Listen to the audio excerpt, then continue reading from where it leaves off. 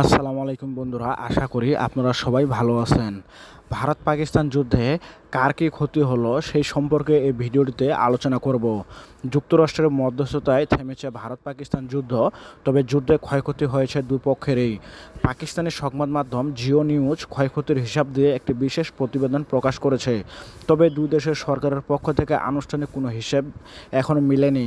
প্রতিবেদনে বলা হয়েছে, ভারতীয় বিমান বাহিনী প্রতিদিন প্রায় 100টি যুদ্ধবিমান পরিচালনা করেছে, যেখানে ব্যবহার করা হয়েছে অত্যাধুনিক সব যুদ্ধবিমান। প্রতিটি অভিযানের গড় ব্যয় প্রায় $80,000। ড্রোন অভিযানে দৈনিক গুনতে হয়েছে $10 কোটি। ব্রাহ্মস ও প্রলয় ব্যালিস্টিক ক্ষেপণাস্ত্র ব্যবহারেও তাদের প্রচুর অর্থ গুনতে হয়েছে। এছাড়া উচ্চমাত্রার সামরিক প্রস্তুতি বজায় রাখতে সেনাবাহিনী, জ্বালানি, আকাশ প্রতিরক্ষা ব্যবস্থা ও নৌবাহিনীর তৎপরতার জন্য প্রতিদিন ব্যয় করেছে $11 কোটি। এদিকে পাকিস্তানের বিমান বাহিনীর হামলা ও আকাশ প্রতিরক্ষা টহলে দৈনিক ব্যয় প্রায় $2.5 কোটি খরচ হয়। ড্রোন ও ক্ষেপণাস্ত্র ব্যবহারে অতিরিক্ত ব্যয় $45 কোটি। সীমান্ত সতর্কতা, রাডার, স্যাম, গোয়েন্দা ও সিগন্যাল ইন্টেলিজেন্স কার্যক্রমের জন্য দৈনিক খরচ $1.5 কোটি।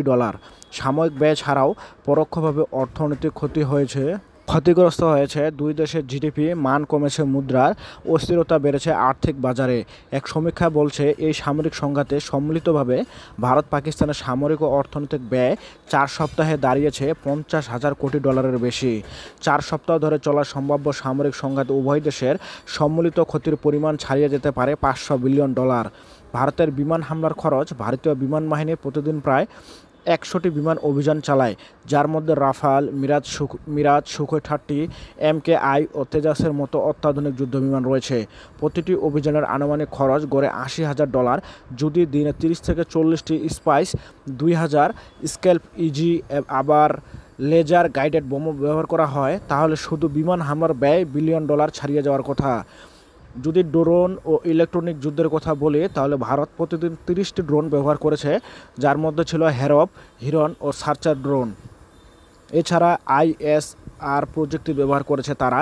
এতে করে প্রতিদিন খরচ দাঁড়াচ্ছে প্রায় $100 মিলিয়ন। যদি ক্ষেপণাস্ত্রের ব্যবহারের কথা বলা যায়, তাহলে ভারত প্রতিদিন 10টি ব্রাহ্মস ও 10 থেকে 20টি প্রলয় ক্ষেপণাস্ত্র নিক্ষেপ করেছে, যার দৈনিক খরচ $15 কোটি। প্রস্তুতি ও রেডিও অ্যালার্টের ক্ষেত্রে ট্রুপ মোবাইলাইজেশন, জ্বালানি খরচ, S-400 আকাশ ও বারাক 8 এয়ার ডিফেন্স সব মিলিয়ে প্রতিদিন $11 কোটি ব্যয় হয়। পাকিস্তানের সামরিক ব্যয় বিবেচনা করলে দেখা যায়, পাকিস্তান প্রতিদিনের বিমান অভিযান ও কমব্যাট পেট্রোল ব্যয় করেছে $25 মিলিয়ন।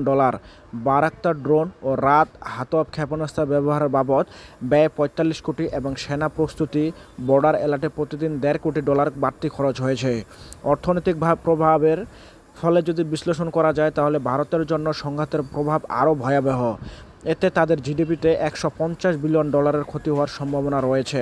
মোট অর্থনৈতিক ক্ষতি দাঁড়াচ্ছে প্রায় $420 বিলিয়ন। অন্যদিকে আগে থেকেই অর্থনৈতিক সংকটে থাকা পাকিস্তানের জন্য জিডিপি ক্ষতি হবে $25 বিলিয়ন। এছাড়া মুদ্রাবাজার ও মুদ্রানীতি সংকট $15 বিলিয়ন ও বাণিজ্য ক্ষতি $12 বিলিয়ন। যদি দুই দেশের মোট ক্ষতির হিসাব করেন, তাহলে মোট ক্ষতি দাঁড়াতে পারে $57 বিলিয়ন।